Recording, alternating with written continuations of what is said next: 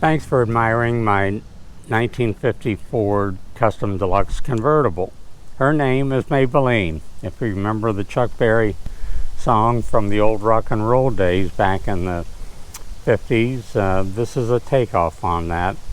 Maybelline is finished in an extremely rare Matador Red, which was only available in the convertibles in 1950, with a black hearts cloth convertible top, black and red leather interior, and it may be one of the most highly optioned 50 Ford convertibles in the country. Norm, I noticed on the front here you've got these yellow fogs. Are those that is one of the options, amber fog lamps. Very nice. Yeah. The chrome bumperettes are extremely rare, and as you'll see as we go around, are available and were implemented in both the front and the rear. Look at the beautiful hood emblem, which was another option on the 1950 Fords.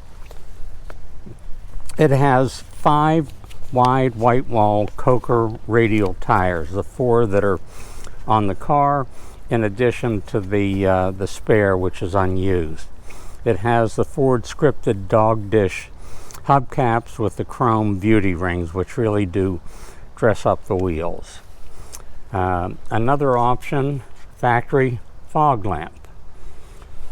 Dual side view chrome mirrors. Very rare fingernail guards. Edge guards to help ensure the paint is not scratched. Chrome door edge guards. Wow. Chrome rocker panel moldings. Ribbed rear fender skirts. Fantastic.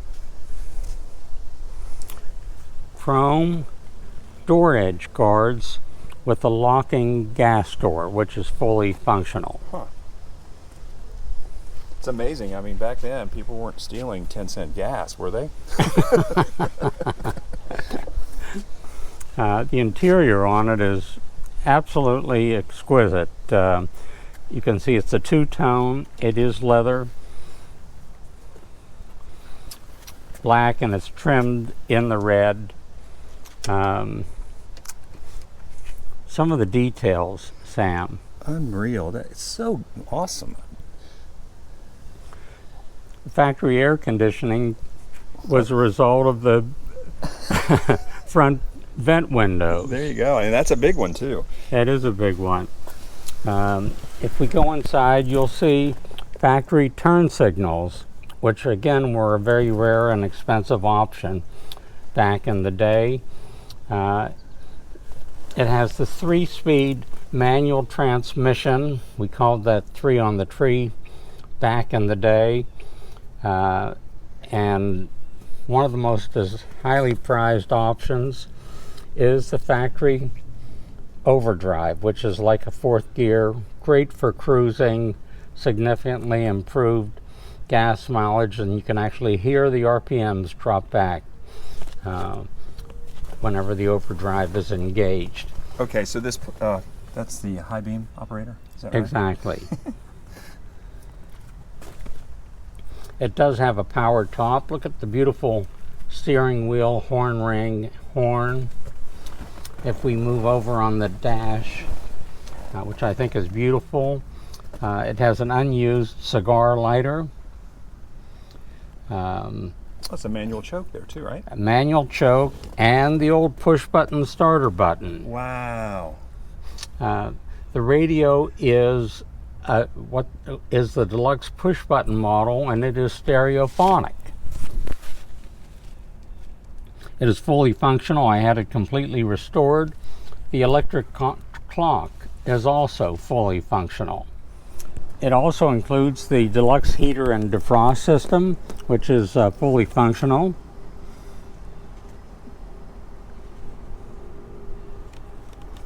It includes the rubber matting in the front And in the rear, we have the fully carpeted.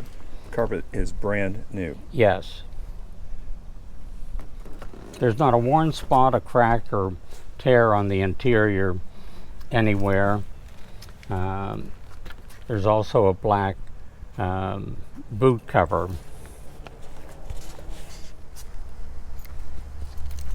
Oh, there's the additional bumpers. Right, as you can see, we have the additional rear bumperette, very, very rare and excellent protection for the rear of the car.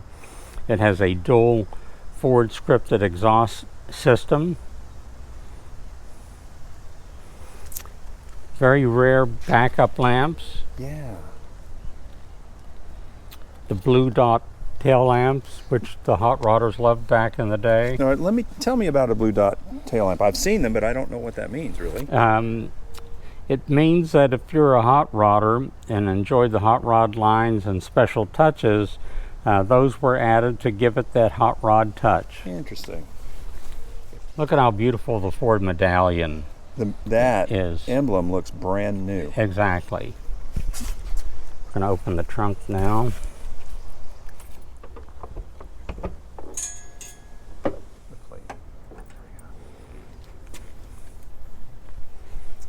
Sam, you can see the trunk is absolutely beautiful, show quality. This is the wide white wall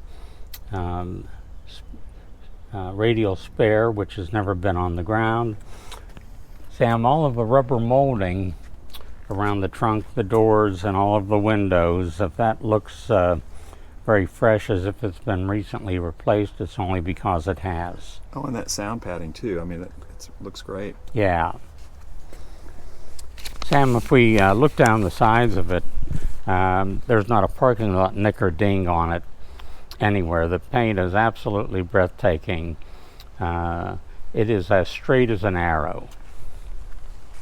These are the lines that we always hope for. I love all of the chrome dress up. Yeah. There's so much of it. It looks fantastic.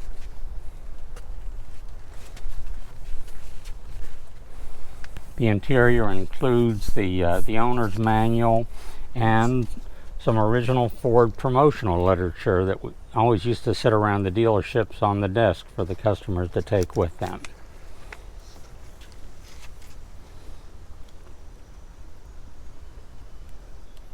Maybelline is truly a magnificent example, largely needing a new, proud home and owner. As you'll see shortly when we do our drive, she is an absolute joy to drive with all of the features and functions and accessories. She also has a significant upgrade with disc brakes added to the front. Oh, wow. Front and rear Jamco sway bars. The dual exhaust system is the Smitty's, which has a nice throaty sound that you'll hear whenever we drive it. And again, if we look down the sides of it, Sam, Straight. it is laser straight. Beautiful. Maybelline comes with a famous flathead V8 engine. It's 239 cubic inches, 100 horsepower, again with a dual exhaust system. It has the original 6-volt electrical system and a dual braking master cylinder, additional safety function. The engine compartment, as you can see, is show quality. It is absolutely beautiful. As you'll see when we drive it, the oil pressure, the temperature gauge, and all of that good stuff are great. During the restoration, there was a new wiring harness installed, so all of the wiring on it, which is the original braided type wiring, is all new. Isn't that a pretty engine, Sam? You know, it's one of my favorites. The flathead Ford is just awesome. I mean, doesn't it relate back to like whiskey running? Yes. The you know, back in the day, Georgia was the moonshine capital of the United States, and the moonshiners on North Georgia used to bring their shine in on Friday afternoons and meet down at the Varsity Restaurant across the street from Georgia Tech. And the reason they loved the flatheads is that the flatheads could easily outrun the six-cylinder police cars that the smaller communities on the way in could only afford. So the sheriffs in the smaller communities would not chase after the V8, would not chase after the flatheads, or were being greased and just kind of flashlighted them right on through town.